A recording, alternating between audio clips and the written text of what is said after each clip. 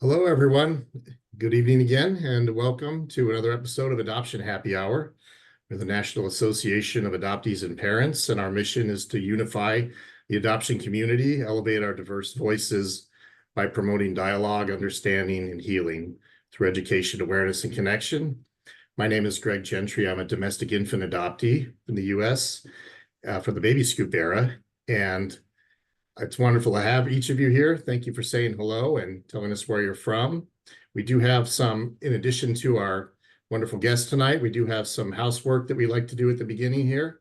So I'm going to see about presenting that here. I'm going to read the slide here for our protocol in the call tonight.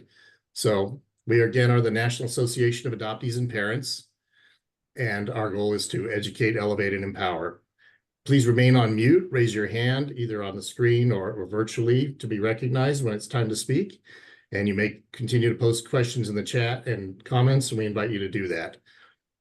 A reminder, if you're experiencing a serious mental health event or suicidal thoughts, please contact a licensed health professional, the National Suicide Prevention Lifeline, by dialing 988.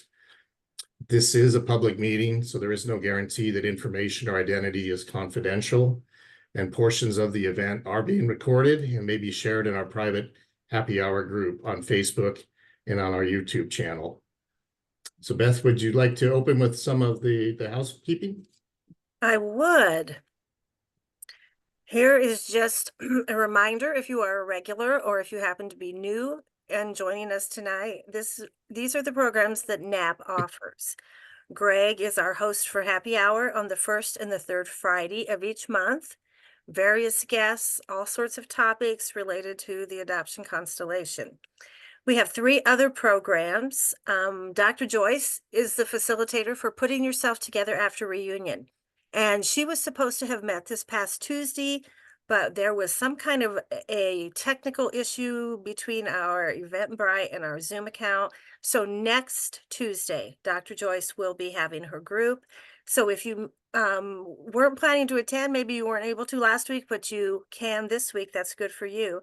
If you had already registered, you are automatically registered for this program on the 21st. So that is always a good show. She has so many wonderful high insights and ways to help us as we navigate reunion. So if you are interested in that, we hope to see you on Tuesday.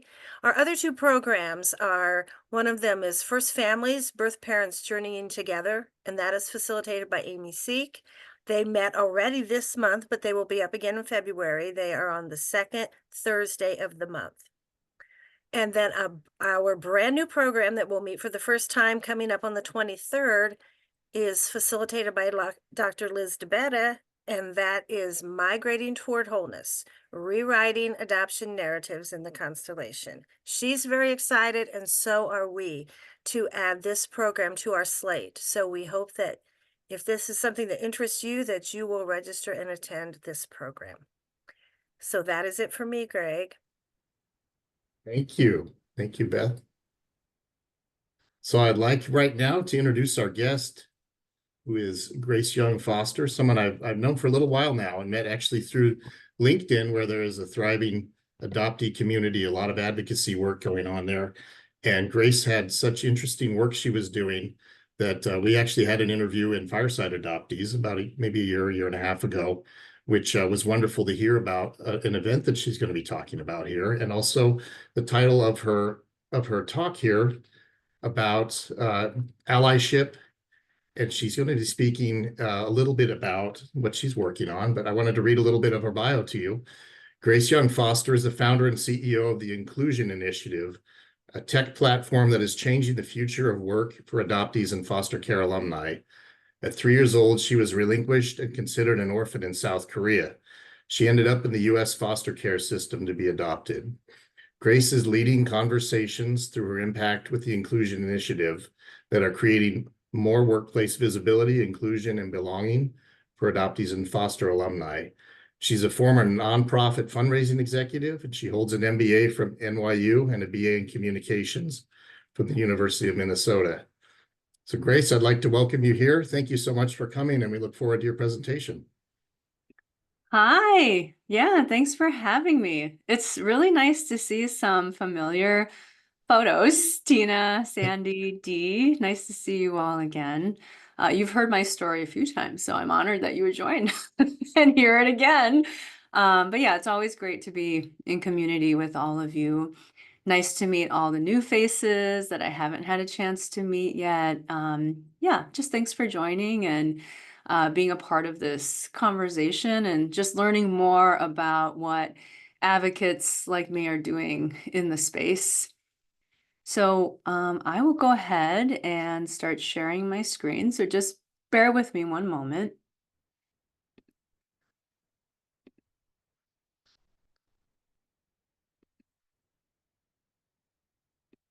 All right, one second here.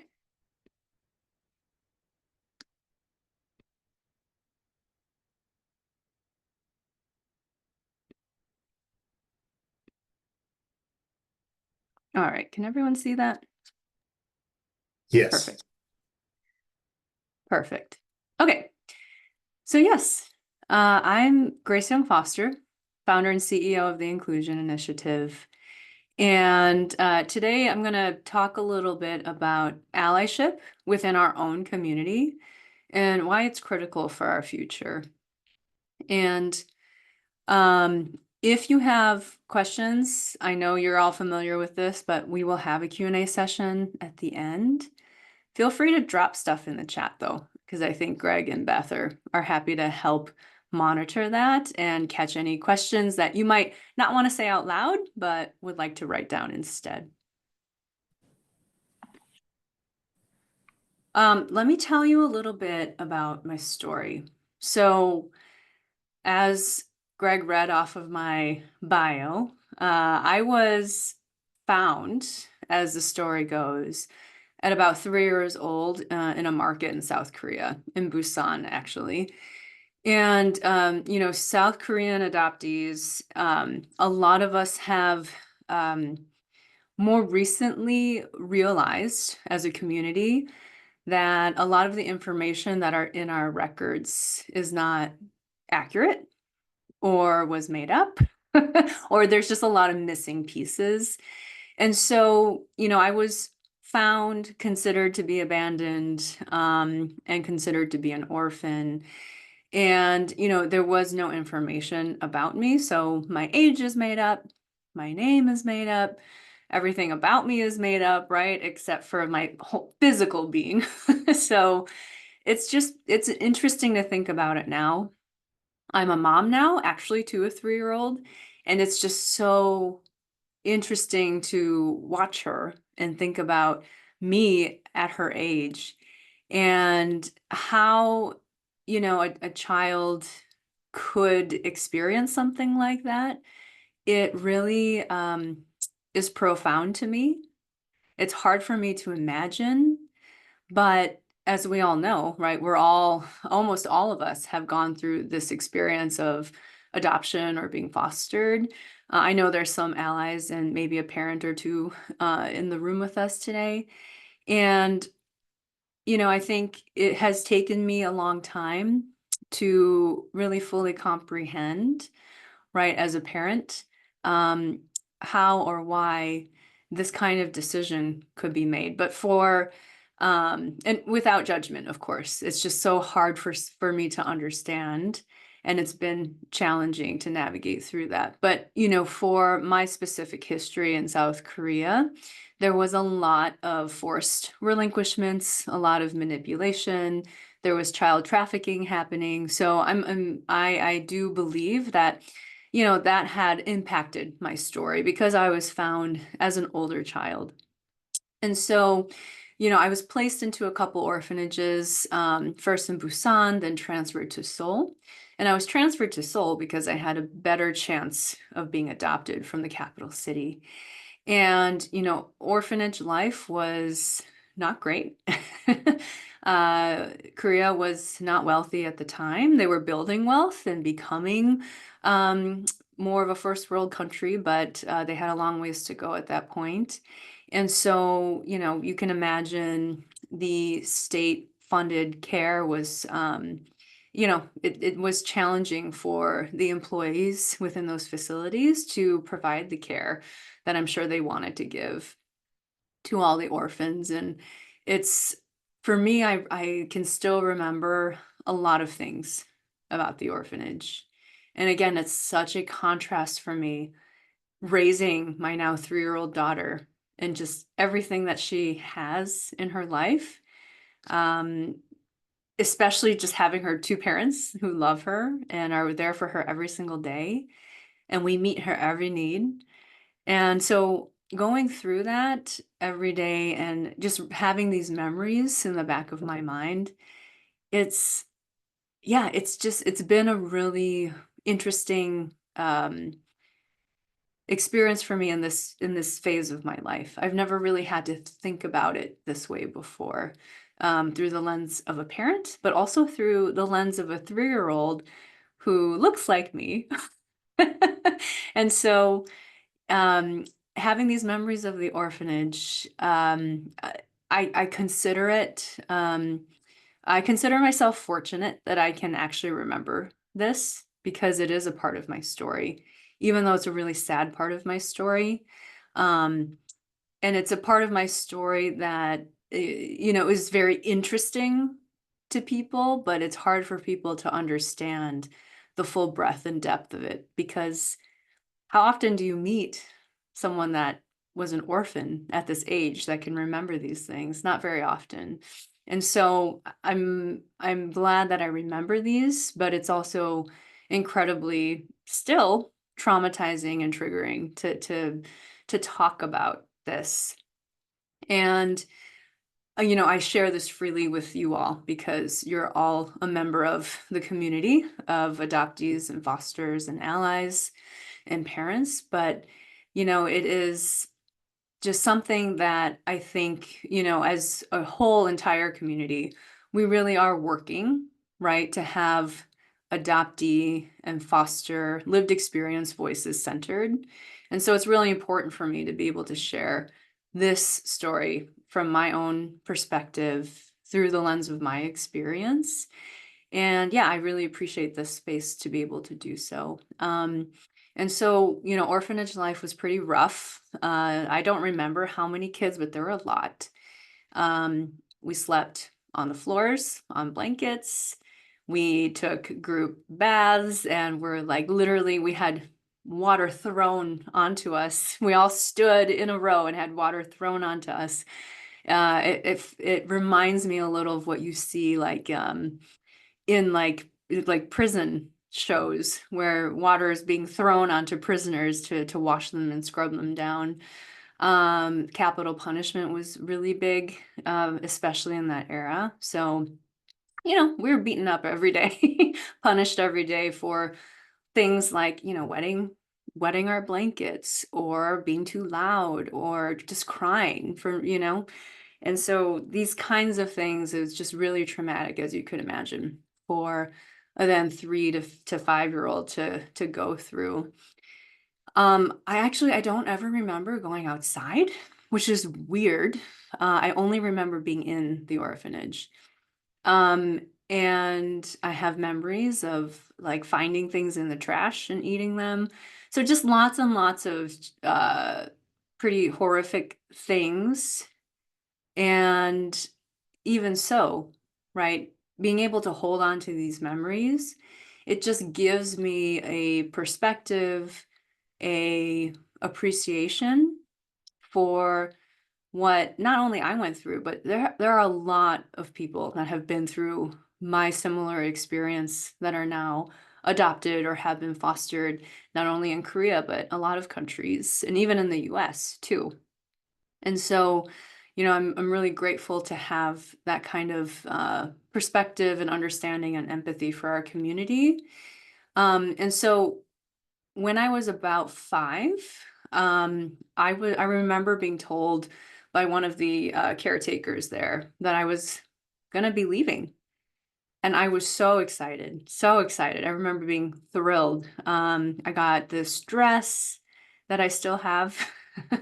I got these tights, these white tights with the Korean flag on it, which I still have. I'd never had anything of my own. And so it was very, very special for me to receive these things that I was going to have, brand new clothes. And I was given a bag, right, that I could carry my one belonging in. And I still have that. And I was ecstatic knowing that I would leave this horrible place. I didn't care who it was with. I had no concept of what this meant.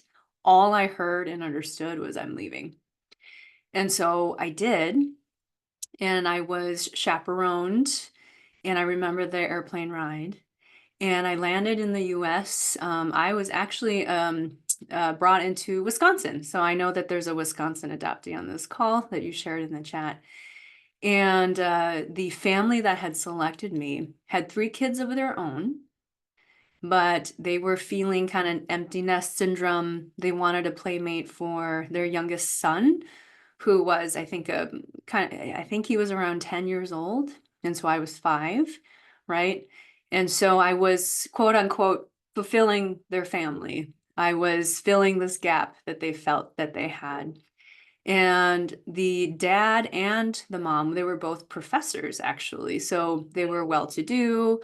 The neighborhood was, upper middle class. And the mom was actually Japanese, which is very interesting for me as an adult to reflect on. Back then as a kid, it didn't register as anything unique or different, but having a Japanese mother as a Korean orphan is just very interesting. And the dad had fought in the Korean War, hence why they chose Korea to adopt from. And, I think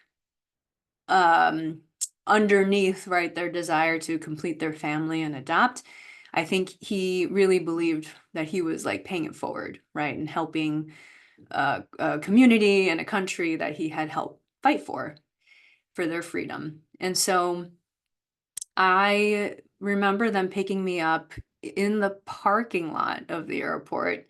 I don't know if that's accurate, but that's my memory. And I don't remember being scared. I remember being very excited. And they took me into their car.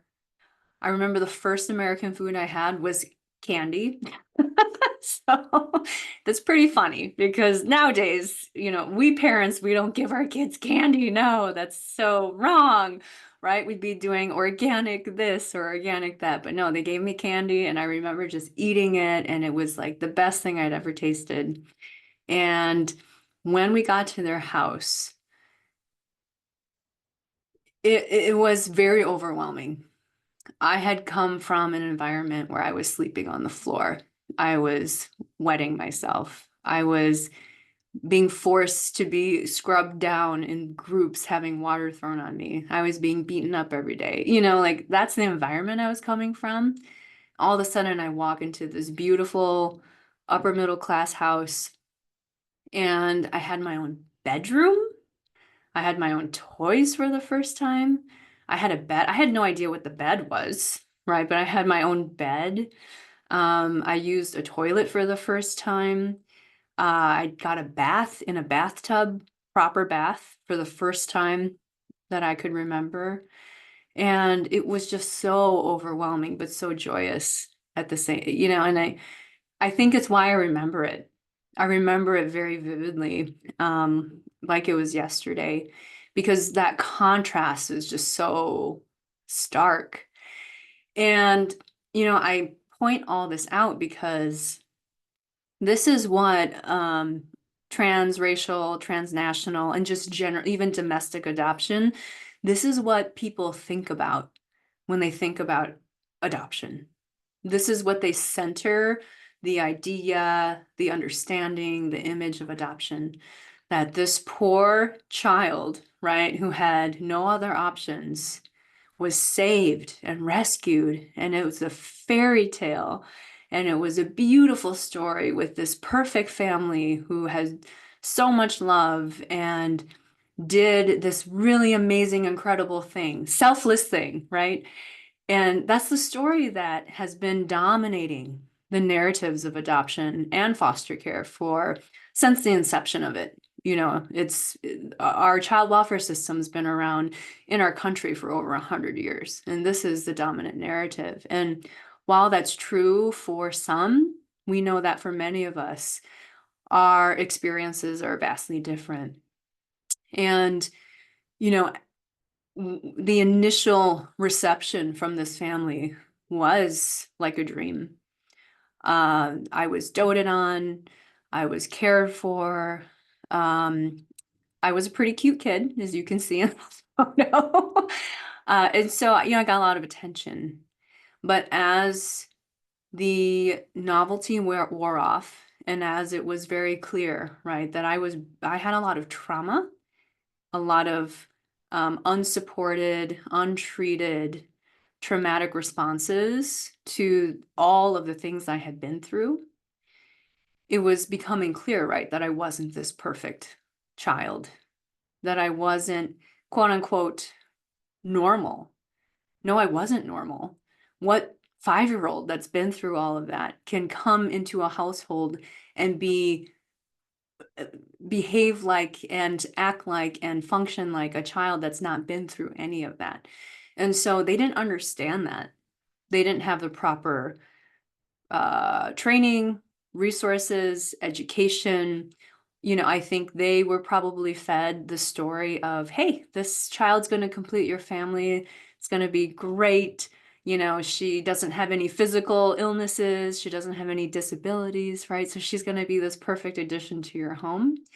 And I don't think they ever were told, like, the child that you bring in because she's older probably will have to process a lot of trauma, and will have attachment issues, and will have mistrust, and you'll have to work really hard, right, to become a family, and for her to be able to adjust and normalize in her situation and work through the things that she had to go through. So I don't think they probably went through any of that. I'm going to give them the benefit of the doubt because I'm not sure, right? I was 5 years old. But, you know, the novelty wore off, and, you know, the treatment that I started receiving in the house became very different. And the Japanese mother was traditionally Japanese, and there became a pattern again of capital punishment and just really strict discipline. And you know, she started really pulling away as a mother figure because, yeah, I wasn't behaving like her other children that she had birthed and raised from day one. You know, she couldn't understand the differences of my behavior versus the kids that she had been used to raising.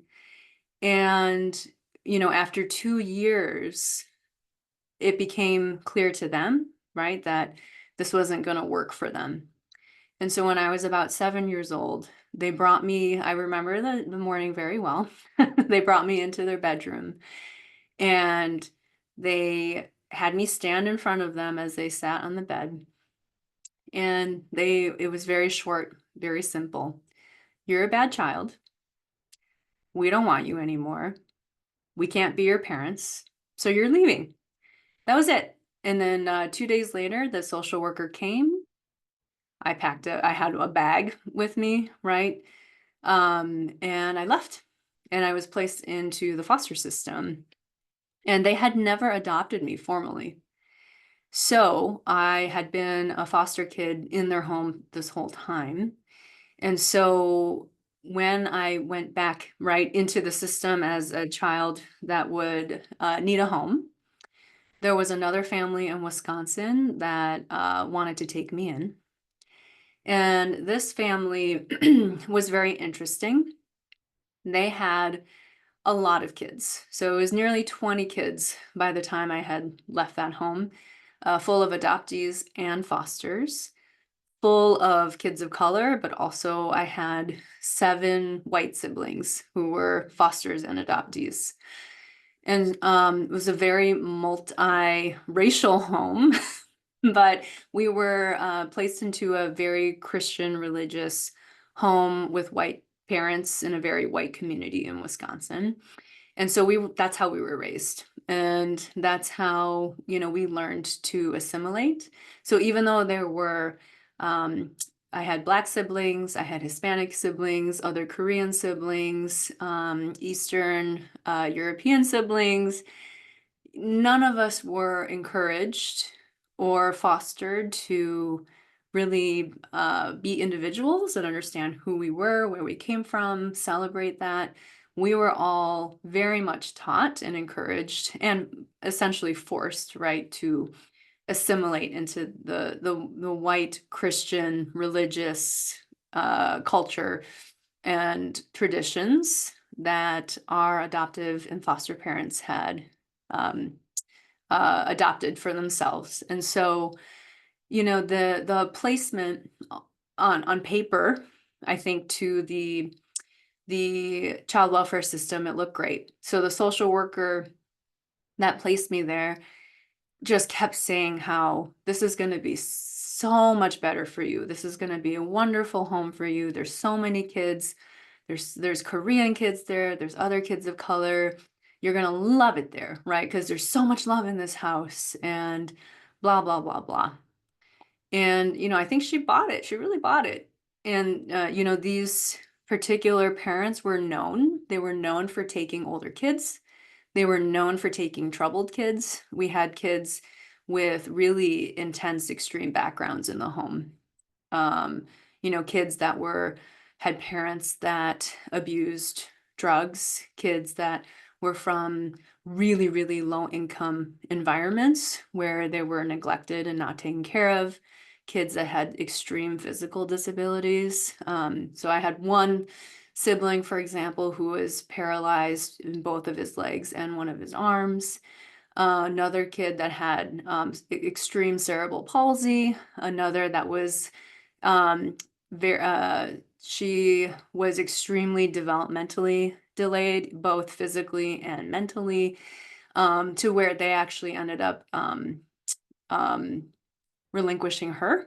So it just, they were known for taking older kids with a lot of background, baggage and issues, and just from hard environments. And, I think that did a couple of things for this adoptive parent set. It really elevated them in the community and in their church. So they were seen as saviors and heroes. I cannot tell you how many times we got interviewed for the local newspaper or the local TV station, where we were all like propped up all the time. While reporters would interview these two parents and just talk about how wonderful they were, right? And then the church, of course, that happened a lot. And they went speaking all around the country, just talking about their how they are saving children, and that was their calling and their mission as God's servants, and all these things, very typical religious storyline. And not that there's anything necessarily wrong with that, right? But what happened was that emphasis on the parents and their saviorism took away from the needs of the child. So as adoptees, especially, you heard the kinds of children that they would take on. I mean, can you imagine having just one with issues or background like that in your home? How much of you would need to give, and how much energy and time you would want to spend on just one child, right? That came from a broken background like that or had a physical disability like that. I mean, it takes a lot out of you. And I can't imagine having 20 with backgrounds like that. Not all of us had disabilities, of course, right? But I had extreme emotional trauma from my multiple relinquishments and the abuse that I had experienced. And so taking the focus away from the kids that were placed into the home, it hurt us. It hurt the kids. And, it ended up creating an environment that was not good. And again, it wasn't malicious. They, of course, had great intentions. they had really good intentions, okay? But they couldn't, I think it got to a point where they couldn't admit, right, that they didn't have the full capacity to be able to provide every single child that they brought into their home with what they needed, with what that child needed, the very specific care that each child would need depending on the situation that they came from. And so I have seen a lot of this within the community. A lot of adoptees and fosters that I talk to have shared stories like that, right? Where they're brought into a home to fulfill a family or be the solution for infertility, or, you know, the parents are working through their own trauma and they think having a kid is going to fix that, you know, things like that, where, you know, our lives and our, like how we are experiencing the adoption or the foster placement is completely overshadowed by the parents' needs. And so this environment was untenable. I was very much, I very much felt like a Cinderella in that home. So I had a lot of chores. I was cleaning up after 15 to 20 people every single day. So, you know, everything from dishes to laundry to bathroom cleaning to, you know, yard work, et cetera, et cetera. You know, the girls in the home had to do all of that. And it was a very weird family dynamic in that home because the boys were really favored. And this is because the parents, the newborns that they did adopt a handful of newborns, and those newborns were all boys. And so they attached to those newborns very early on and saw them as their own kids, whereas we that came older, most of us were girls. Yeah, we were not looked at like that. So we did, we took on more of like the resident, right? We're paying our dues in that home instead of being actual like children and actual parts of the part of the family.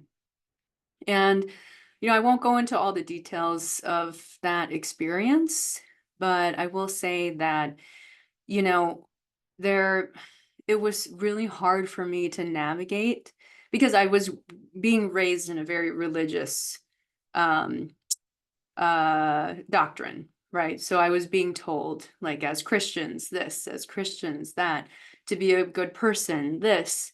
So it was really hard for me to reckon with my feelings of not being treated right. Yet these two people were pillars in the Christian community and were elevated and uplifted all, you know, everywhere. So it was really hard for me to reckon with that, like how I could be treated so badly in a home and yet I could never talk about it in public because I was never going to be believed or heard and seen. And it wasn't until, you know, one time, you know, I was very much physically, emotionally, verbally abused in that home. And there was a really, really bad incident where I was scared for my life, actually. And I reached out to someone in the church that I thought cared about me, and I'm glad I did. They ended up calling the authorities because they were very concerned about what had happened, as they should have been. I could have been seriously injured. And, you know, that the authorities came to the house and it was horrible, traumatic. It was really bad. But that incident, you know, the police ended up taking my adoptive parents' story over mine. So I wasn't believed in terms of what happened. And you know, I'm grateful that that happened because it temporarily, at least for about a year, it stopped the physical abuse. But then B, I was mortified that it happened and I regretted it at the same time because, you know, the verbal and emotional abuse only increased after that. And the treatment was, it just went severely downhill. And I thought about suicide during that time. I was very unhappy. I've just felt so alone and isolated. And luckily, I ended up going to school in high school. All of us were homeschooled, by the way, until high school. And I had to go to a Christian high school, of course. I could only go to high school if I went to a Christian high school, but I had to pay the tuition. So, I've been paying tuition since I was 14 years old. But there was a family that ended up kind of seeing through what I was going through, like seeing through my adoptive parents' stories and seeing that I was actually very unhappy person, and they understood that something was going wrong. So they believed me. And that was like, so the church person that called the authorities on my adoptive parents, that was my first experience of allyship. Then this family in high school that ended up believing me and started taking me under their wing a little bit, that was my second experience of allyship. And thank goodness that happened, because it gave me the courage, the confidence eventually, and the opportunity to leave that home. So I left at 17 and then started making my way into the world. And all of these experiences like followed me, right? And going alone into trying to navigate college, trying to navigate the real world of work, trying to navigate like how do I pay rent? How do I find a place to live? How do I consistently feed myself? All of these things was extremely challenging, coupled with the unprocessed trauma of just my whole life. And this really impacted my career. So, Greg read in my bio, right? I'm a graduate of University of Minnesota. Yay, go Gophers. I have an MBA from NYU. Like, that's a really great school. It is no joke to get into that school. And I'm really fortunate to have gone through that program. I'm a former nonprofit fundraising executive. I've had a good career. So on paper, it looks great, right? But nobody has seen what it took to get there when they look at my resume. But I will tell you that the trajectory of my career and my professional opportunities and my wealth building opportunities were all impacted and hindered because of everything that I had experienced as a kid, and the experience of those bad placements, and then the experience of, the abuse and trauma, and then the experience of basically abandonment again, right? When I left at 17 and then had no support at all and had to figure things out on my own. And so instead of being, an undergraduate looking at internships at Deloitte or, whatever the fancy consulting firms or the corporate offices, right? I'm working 4 part-time jobs at a time, just trying to survive and trying to figure out how I'm paying tuition and rent and food and all of that. And it meant I didn't have good advisors because I was too busy to get any kind of advice. I just was trying to survive. I ended up not having mentors. I ended up, having to take job pathways that I could just grasp onto. I had no idea how to look bigger and look beyond the part-time work that I was doing. All I knew is that I needed work and I needed to be able to earn enough to survive and live and get through school. And so I'm not thinking about what is my white collar career that I'm going to have. I had no idea that stuff existed. So luckily, because of, all the part-time work I did in both the restaurant and retail spaces, I ended up landing in the hospitality track. And through sheer determination, hard work, being willing to be very underpaid, I got my first opportunity in the hospitality industry in hotels. And that led to a sales career in manufacturing, which then led to a fundraising career here in Washington, D.C. And, I say all this because it really impacted my career trajectory. I don't mean to sound like I'm full of myself, but I'm going to say, like, I'm extremely talented. I'm extremely well educated. I'm smart. I have a lot of just grit and savvy. I know how to navigate through the world. I've been through a lot of crap, and yet I'm a good person, and I'm a kind person, and I'm a great leader, because I have a lot of empathy and emotional intelligence because of what I've been through and what I've done to work on myself, to work through all of that. And someone like me, like, I see me's a lot of places. And guess what? They're like CEOs, they're executives, they have fancy jobs, right? Where they're being paid 300,000 plus. And not that I'm striving for that, but like that could have been me. And these people are what, in their early 30s, late 20s, like sometimes having these kind of roles.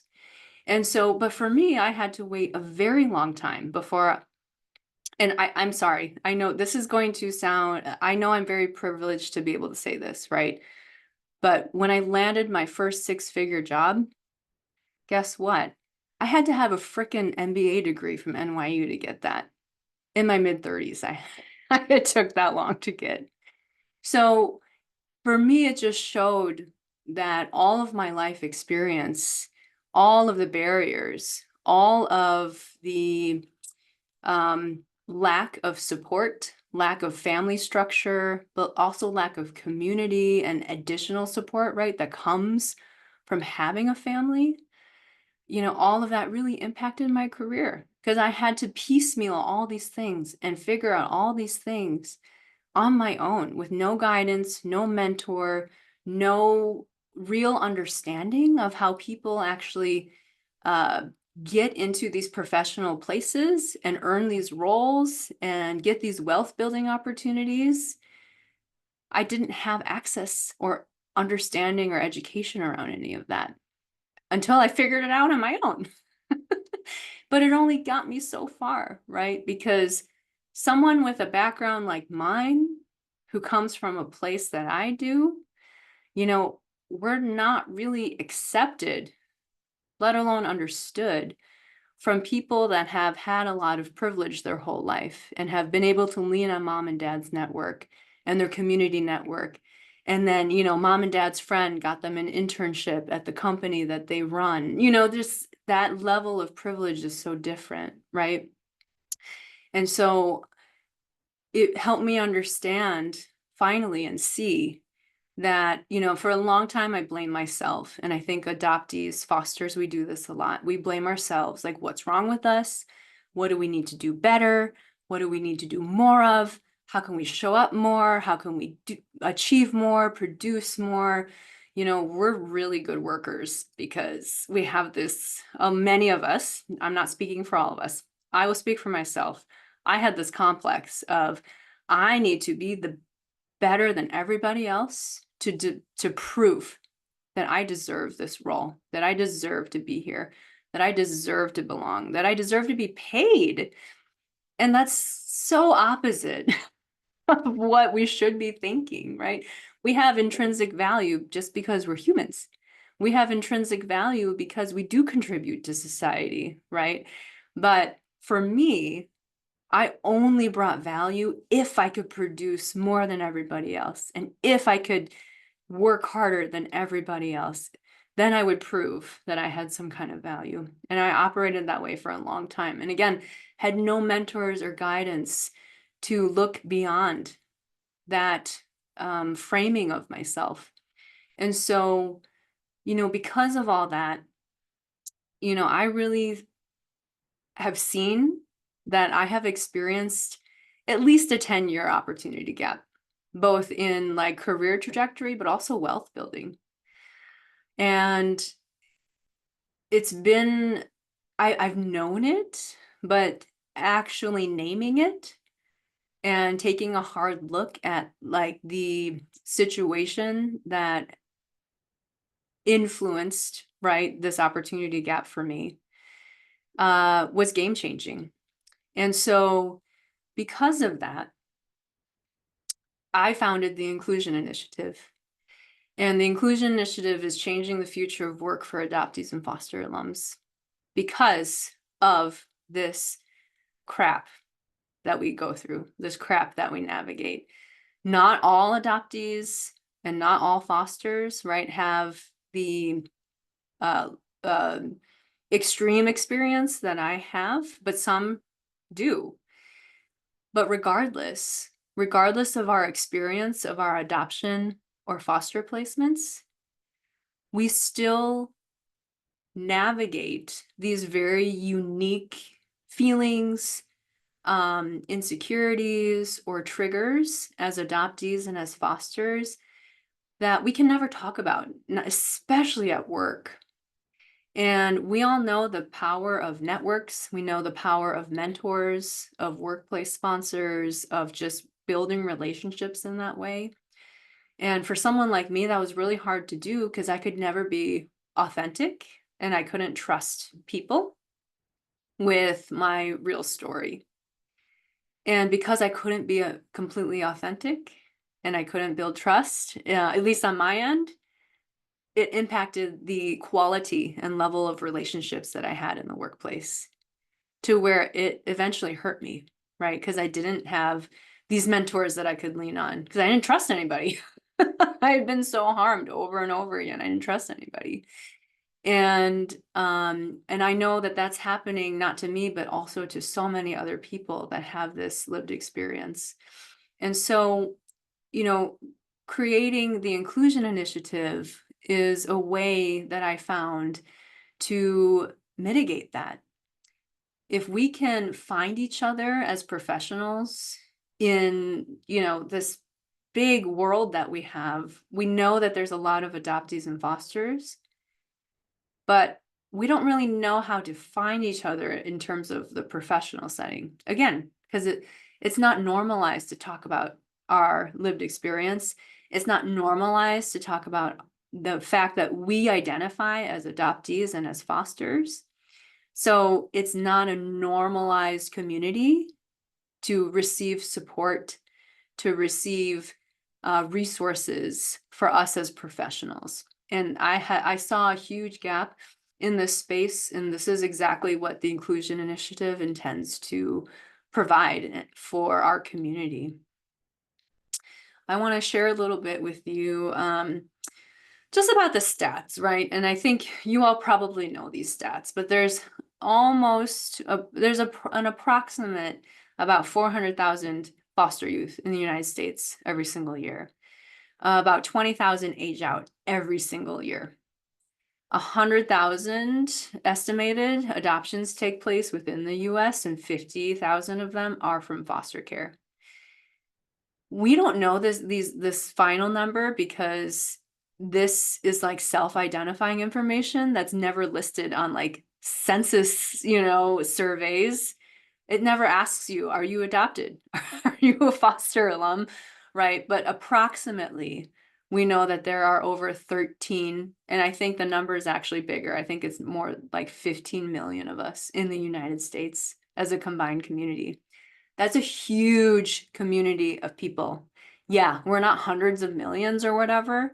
That doesn't mean we're insignificant. It doesn't mean that we don't deserve support and resources. And it doesn't mean that we don't deserve to be seen and heard and understood. And so my organization, we focus a lot on allyship. And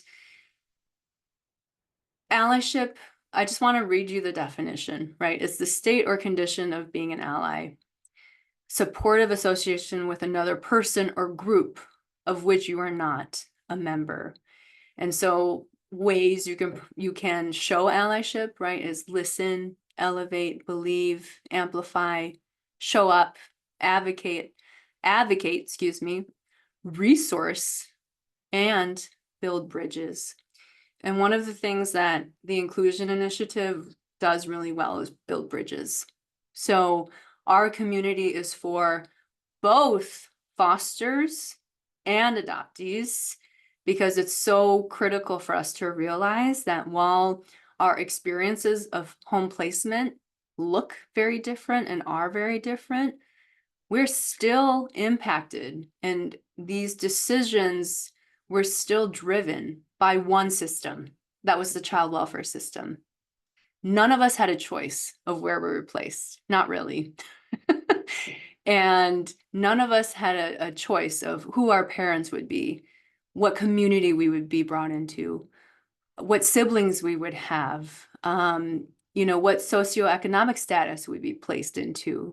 None of us had that choice. It was made for us by the child welfare system, by people who did not know us, who did not, intimately love us, right? They might have cared about us as a whole community, but they didn't know us. And so the Inclusion Initiative is really a place that builds this bridge between fosters and adoptees, because I want us to understand that we're all impacted by this system. And in fact, adoptees, you might not realize this, domestic adoptees, and even transnational adoptees, right?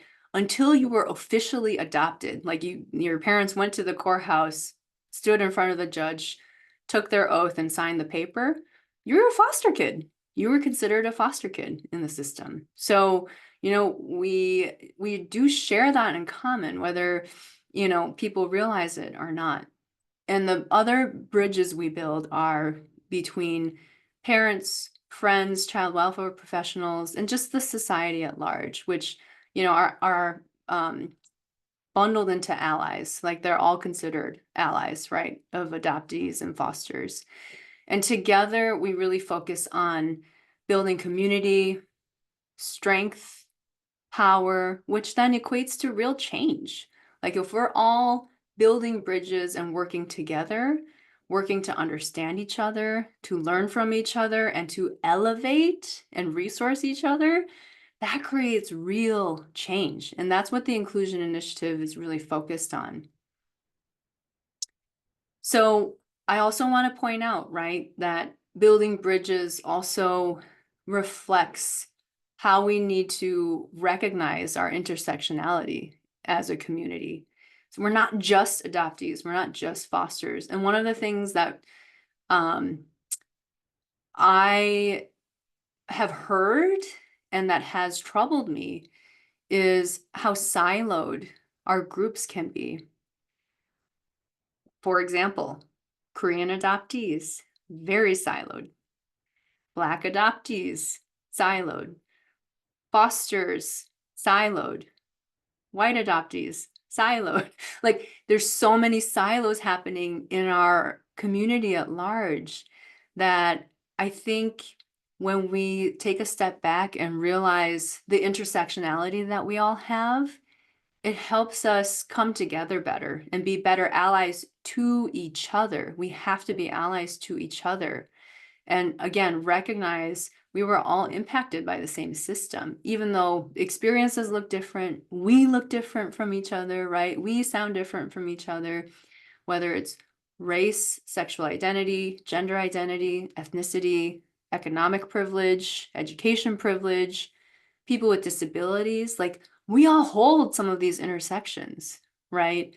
Like, I'm just making something up, right? But like, Greg, you and I, you are a white man, I'm an Asian woman, but we both have economic privilege, right? We both have education privilege. Like, these are things that like do connect us, these intersectionalities, like we do hold these. And if we can find some of these commonalities and come together as a group more often to elevate and support each other, but also resource each other, that is where the true power of change happens. And that's really, again, the underlying mission and intent of the Inclusion Initiative. I'm happy to share this study with the group. I'm not going to go through everything because of time, but we conducted a study last year, and we have about 100 participants that participated in the study, and we wanted to know what their workplace experience was like.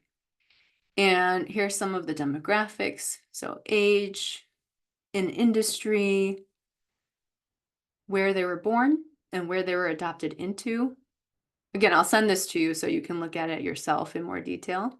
Whether they have family relationships with their either adoptive families or their foster care families. And I asked them career questions. So if they felt seen and heard at work, if they felt like they had resources at work, if they felt like they were supported at work, if they felt like they were passed over for promotions, raises, advancement opportunities at work, if they had mentors at work, if they had mental health resources at work, like, were they being seen, heard, and resourced? Like, that's what I was trying to get at. A lot of them said no. We're not shocked by that, right? Because we know we don't have these resources in the professional space. And just like, this is pretty amazing to me. Like, belonging, space for them to belong at their company. 56% disagreed. Visibility of our community. 76% disagreed that there's visibility. Career professional resources. 86% disagree. Professional networking opportunities. 84% like, this is wild. It's wild, right? These numbers tell a clear story that we're not being resourced, seen, or heard in the workplace.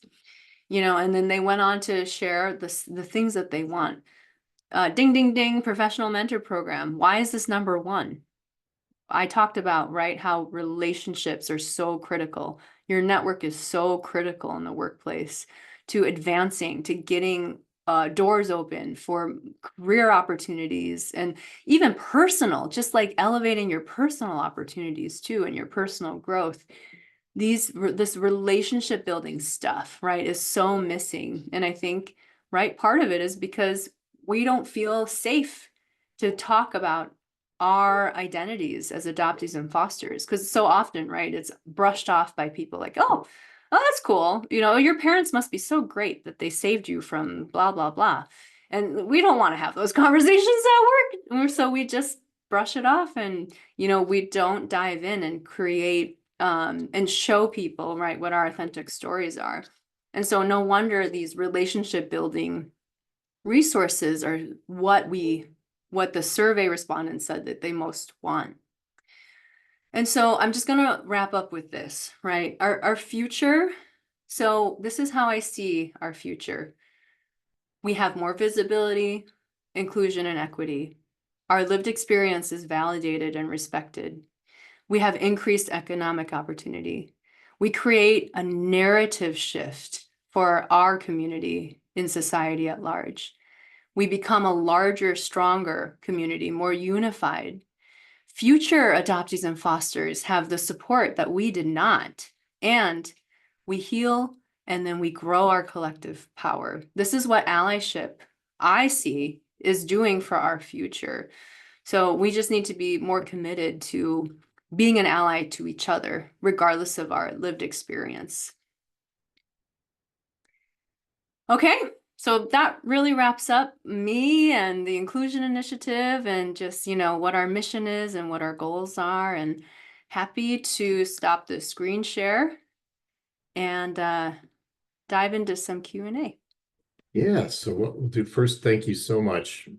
What an incredible presentation, and so coherent and cohesive with what you shared last year when I first met you, Grace, and we started talking about this. Very impressive. I think people are probably going to be really wanting to speak with you about this. So we'll conclude the recorded portion here and go into Q&A. But again, thanks so much. Everybody stay on the call here. We're just going to hear the announcement for the end of the Zoom recording, but then we'll go into Q&A. Thanks again.